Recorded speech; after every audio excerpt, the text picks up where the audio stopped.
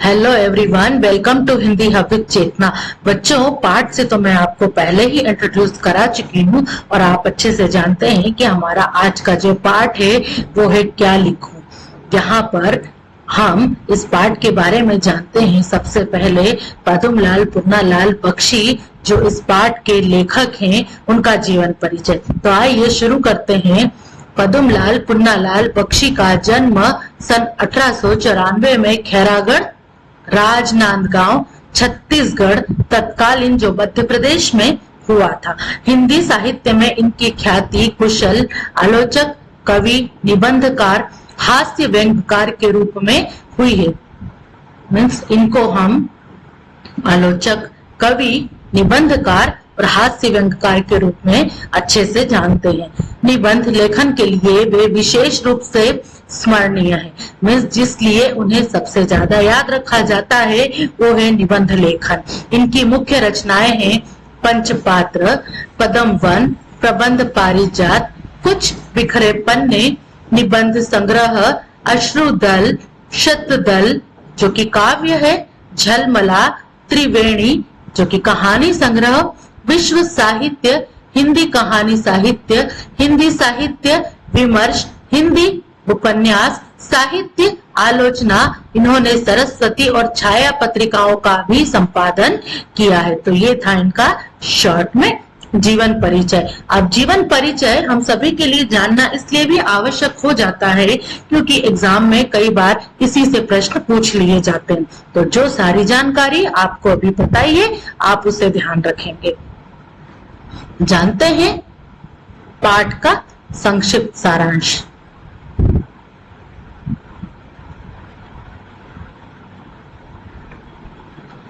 तो क्या लिखूं एक आत्मपरक निबंध है।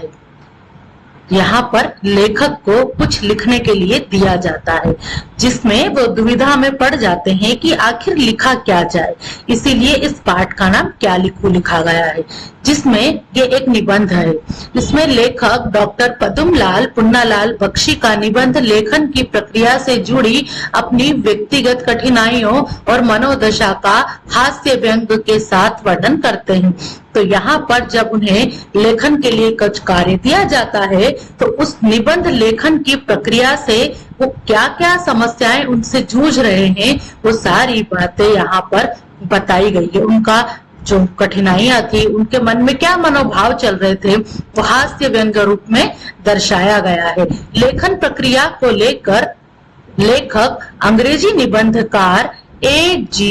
गार्डिनर से सहमत नहीं है। जो कि लेखक है, अंग्रेजी निबंधकार हैं A.G. गार्डिनर, उससे पद्मलाल पुन्नालाल बख्शी सहमत नहीं है। क्यों सहमत नहीं है? क्योंकि गार्डिनर के अनुसार लिखने की एक विशेष मानसिक स्थिति होती है। वो कहते हैं कि जो गार्डिनर है उसके अनुसार लिखने की एक मानसिक स्थिति होती है। मीन्स ऐसे ही कुछ भी नहीं लिखा जाता। जब भी कुछ लिखा जाता है तो उसमें व्यक्ति के मनोभाव होते हैं, वो किस लिए, उस किस उद्देश्य से लिखा जाता है, सारी चीजें उसमें मायने रखती है। इसलिए कोई भी चीज आसानी से लिखी नहीं जा सकती। तो गार्डिनर से वो सहमत नहीं है। वो कहते हैं कि लिखने की एक विशेष मानसिक स्थिति होती है। गार्डिनर ऐसा कहते हैं कि लिखने की एक विशेष मानसिक स्थिति होती है जिसमें लेखक का हृदय भावों से उमड़ने लगता है। जब भी हम लिखने बैठते हैं हमारे मन में कई तरह के विचार चलते हैं कि क्या लिखा जाना चाहिए, कितना अच्छा लिखा जाना चाहिए, उसका उद्देश्य क्या है, वो सारी चीजें इसमें ऐड होती है। ऐसे ही कुछ भी नहीं लिखा जाता। तो बस वही दुविधा में पड़े थे कि कैसे लिखें। तो वहां पर वो फिर कहते हैं कि उमड़ने लगता है और विषय जो है, जो लिखने का जो विषय है वो खूंटी मात्र है। खूंटी में जिसपे हम कपड़े टांगते हैं, यह एक साधन है, जबकि मन के भाव हेट है। Hate means cap.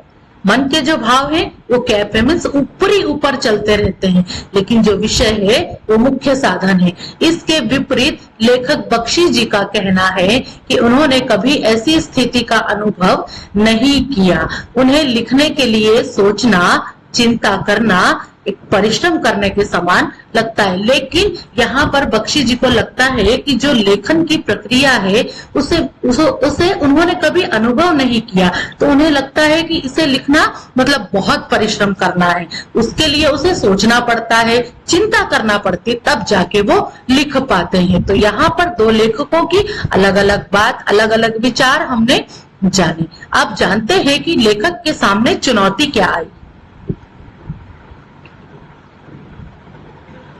लेखक के सामने चुनौती है कि उसे दो कठिन विषयों, दूर के ढोल सुहावने होते हैं और समाज सुधार पर एक आदर्श निबंध लिखना है। तो यहाँ पर जो लेखक है पदुमलाल पुन्नालाल बख्शी, उनको दो विषय पर निबंध लिखने के लिए दिए जाते हैं। पहला विषय है दूर के ढोल सुहाने होते हैं, और दूसरा जो विषय उन्हें दिया गया था समाज सुधार। इस पर उन्हें एक आदर्श निबंध लिखने को कहा जाता है। इस पर उन्हें लिखना है निबंध लेखन। वह सबसे पहले निबंध के सिद्धांतों की ओर मुड़ता है। तो जब भी निबंध लिखा जाता है वह सोचते हैं कि निबंध के सिद्धांत क्या है, उसे किस तरह लिखा जाए। ऐसा नहीं है कि कुछ भी हमने हमारे मन से लिख दिया। हालांकि निबंध एक स्वतंत्र रचना है, आप उसमें मन के विचारों को लिखते हैं, लेकिन उसकी भी प्रक्रिया होती है। तो निबंध की सारी प्रक्रिया यहाँ पर समझाई गई है। तो आचार्यों के अनुसार निबंध छोटा होना चाहिए। अब इस चीज को आप ध्यान रखेंगे कि आचार्यों के अनुसार निबंध छोटा होना चाहिए, जिसमें सामग्री, विचार और शैली प्रमुख है। मीन्स क्या क्या सामग्री है, आप उसमें क्या क्या चीजें ऐड करने वाले, वो सारी चीजें उसमें होना चाहिए। दूसरी चीज कि उस भाषा शैली कैसी होनी चाहिए, उसकी शैली कैसी हो, आप किस शैली में उसे लिख रहे, उसका जो तरीका है वो किस प्रकार का है वो बताना चाहिए। लेकिन लेखक को सामग्री जुटाने के लिए न तो पुस्तकालय है, न विश्वकोश है और न रूपरेखा है। लेकिन अब लेखक सोचते हैं कि जिस विषय पर मुझे लिखना है वो विषय की मैं सारी जानकारी कहाँ से इकट्ठी करूं, क्योंकि उनके पास तो न पुस्तकालय है, न विश्वकोश है और न रूपरेखा है। मीन्स सारी चीजें यहाँ समझ में आती है कि अब उन्हें जो भी लिखना है बहुत अच्छा लिखना है, अपने मन के विचारों को व्यक्त करते हुए लिखना है, एकदम आदर्श निबंध लिखना है। तो यहाँ पर रूपरेखा बनाने का प्रयास भी विफल हो जाता है। मीन्स निबंध लिखने से पहले हमें निबंध की रूपरेखा बनानी होती है कि आप किस विषय पर लिखना चाहते हैं, क्योंकि यह काम स्वयं गार्डिनर और शेक्सपियर को भी मुश्किल लगता था। तो फिर वो कहते हैं कि निबंध लिखने की जो प्रक्रिया है वो गार्डिनर और शेक्सपियर को भी मुश्किल लगता था, ऐसा वो मानते हैं। यहाँ पर ये नमिता है, आप इसको करेक्ट कर लेंगे। अमिता और नमिता ये दो असली सखियां नहीं हैं, बल्कि लेखक की कल्पना है। ये दो प्रकार के पाठकों का प्रतिनिधित्व करती है। अभी हमने ऊपर पाठ में पढ़ा कि उन्हें दो विषयों पर निबंध लिखने के लिए दिया जाता है। तो ये जो अमिता और नमिता है, ये दोनों ही उन्हें निबंध लिखने के लिए प्रेरित करती है। वे चाहती है कि ये जो है लेखक अलग अलग विषयों को एक साथ समावेश करके बहुत अच्छी निबंध लेखन कर दे। चलिए जानते हैं कि ये क्या कहते हैं। एक चाहता है कि आसान, मजेदार और लोक जीवन से जुड़ा विषय लिया जाए। अमिता और नमिता दोनों चाहती हैं कि एक आसान, मजेदार और लोक जीवन से जुड़ा विषय लिया जाए, लेकिन वही दूसरा चाहता है कि गंभीर, सुधार से जुड़ा और एक सोचने वाला विषय लिया जाए। तो यहाँ पर दूर के ढोल सुहाने होते हैं, आसान, मजेदार, लोक जीवन से जुड़ा है, लेकिन समाज सुधार सचमुच एक गंभीर विषय है और यहाँ पर इस विषय को लिया जाता है। लेखक दोनों को खुश करने की कोशिश कर रहा है। लेखक सोचता है कि वो अपनी लेखन शैली से इतना अच्छा लिखे कि ये जो दोनों उनकी कल्पना है, अमिता और नमिता, दोनों उससे खुश हो जाए और उनको खुश करने की कोशिश करते हैं और हास्य व्यंग का एक बेहतरीन उदाहरण प्रस्तुत करते हैं। लेखन शैली को लेकर वह दुविधा में है। एक और आचार्य सरल, छोटे और प्रवाहपूर्ण वाक्यों की सलाह देते हैं। अभी हमने पढ़ा कि जो आचार्य है उनके अनुसार निबंध छोटा होना चाहिए, तो दूसरी ओर अब वह मास्टर है, तो उनको अपनी विद्वता दिखाने के लिए कुछ बड़े, कुछ अस्पष्ट, गूढ़ता लाने वाले शब्द और वाक्य चाहिए। लेकिन निबंध कैसा होना चाहिए? एकदम सरल भाषा में, इसको पढ़ने से इजीली वो समझ में आ जाए। तो यहाँ पर दोनों तरह के विचार दिए गए हैं। अंत में वह मॉन्टेन की उस पद्धति से प्रभावित होते हैं। इस पद्धति को आप याद रखेंगे कि निबंध लेखन की किस प्रक्रिया से, किस व्यक्ति से वे प्रभावित हुए थे, तो वो मॉन्टेन की पद्धति से प्रभावित होकर होते हैं, जहां लेखक जो देखता, सुनता और अनुभव करता है उसे स्वच्छंद रूप से लिख डालता है। फिर मॉन्टेन की पद्धति में कहा गया है कि हम जो देखते हैं, जो सुनते हैं और जो अनुभव करते हैं, हमें स्वच्छंद रूप से उसी पर लिखना चाहिए। तो बस लेखक भी जो थे वो इसी से प्रभावित हो गए, तो उन्होंने जो देखा, जो सुना और जो अनुभव किया उसी पर लिखना शुरू किया। तो आमिर खुसरो का उन्हें एक प्रसंग बहुत अच्छे से याद आता है, जहां पर आमिर खुसरो के एक पद्य में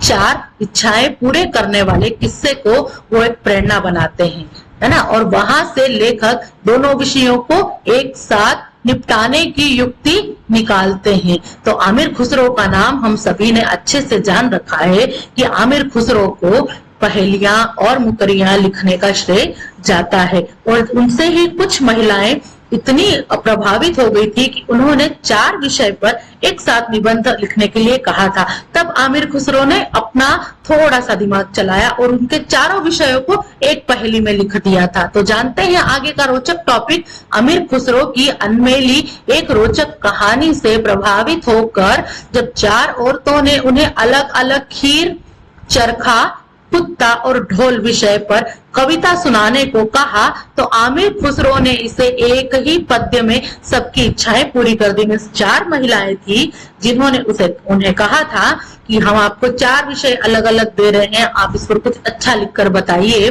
तो उनके विषय थे खीर, चरखा, कुत्ता और ढोल। ये 4 विषय दिए थे और खुसरो ने यहाँ पर अपना थोड़ा सा दिमाग लगाया, थोड़ा सा उन्होंने बताया और चारों विषय को एक साथ उन्होंने एक पद्य में बना दिया था। देखते हैं वो कौन सा पद्य है। खीर पकाई जतन से, चरखा दिया चलाए, आया कुत्ता खा गया, तू बैठी ढोल बजाए। तो यहाँ पर ही जो 4 टॉपिक दिए थे उन्होंने उसे एक पद्य में पिरो दिया था। तो यहाँ पर लेखक भी आमिर खुसरो से ही प्रभावित होकर उन दोनों विषयों को एक साथ लिखने का प्रयास करते हैं। लेकिन लिखने बैठने से पहले वो सोचते हैं कि आखिर लिखूं क्या, क्योंकि न पुस्तकालय है न विश्वकोश है।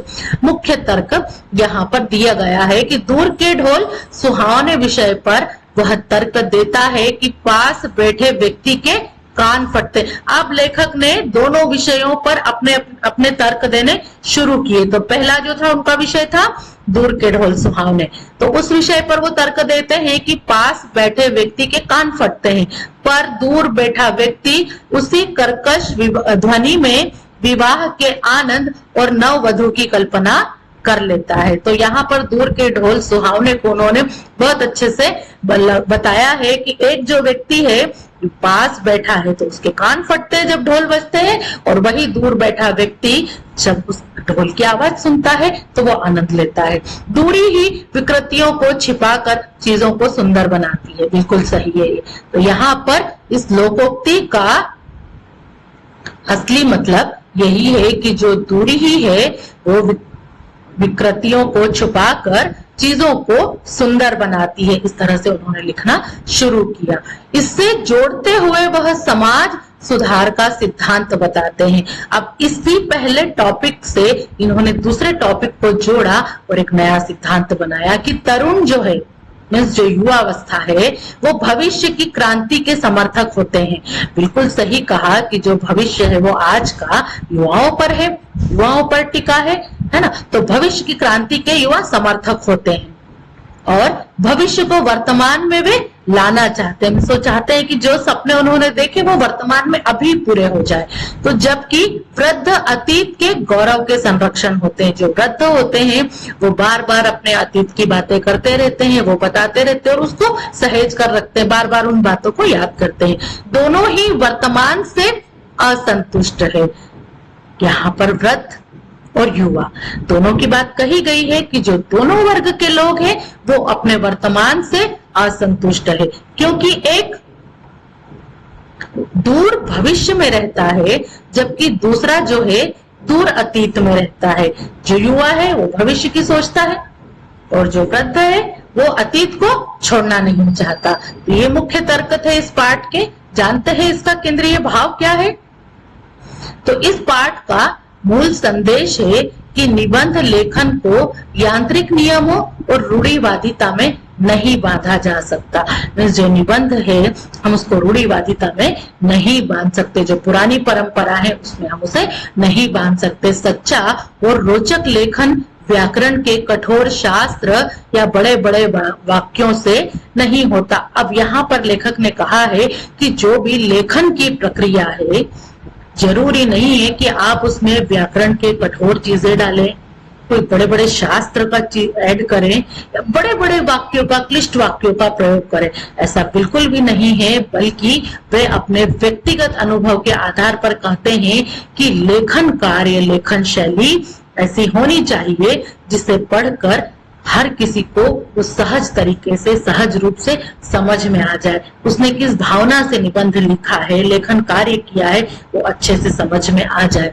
बल्कि लेखक के अपने व्यक्तिगत अनुभव, सहज भावनाओं और सामान्य जीवन के प्रति ईमानदार दृष्टिकोण से उभरता है। तो ये था हमारा आज का क्या लिखूं पाठ का पूरा सारांश। ऐसी उम्मीद है कि आपको अच्छे से समझ में आया होगा, क्योंकि बहुत सरल इसका व्याख्यांश बनाया है मैंने। इसमें कहा गया है कि लेखक को कोई निबंध लिखने के लिए दिया जाता है और वही दुविधा में पड़ते हैं कि आखिर क्या लिखूं। तो वो सारी चीजों को याद करते हैं और बनाती बहुत खूबसूरत रचना क्या लिखूं। तो तब तक के लिए आपको इस पाठ की जो माइंड मैप है वो अगले वीडियो में मिलेगी। देखते रहिए Hindi hub with Chetna. Bye bye.